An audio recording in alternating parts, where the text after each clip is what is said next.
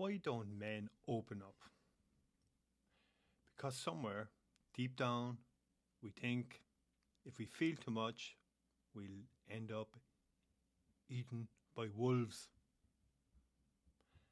Not real wolves, mind you. Emotional wolves. Judgment, shame, that you're too sensitive face your dad made when you were 7. But look, here's the real madness. The stuff you're not saying. It's what's silently draining you of your energy, your drive, your confidence. And look, you can keep stuffing it down, man.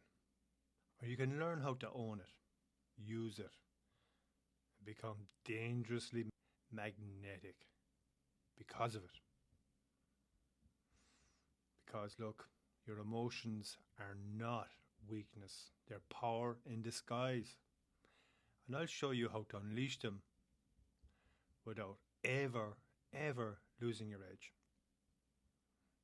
So, DM me the word wolves if you're ready to train the pack instead of running from it.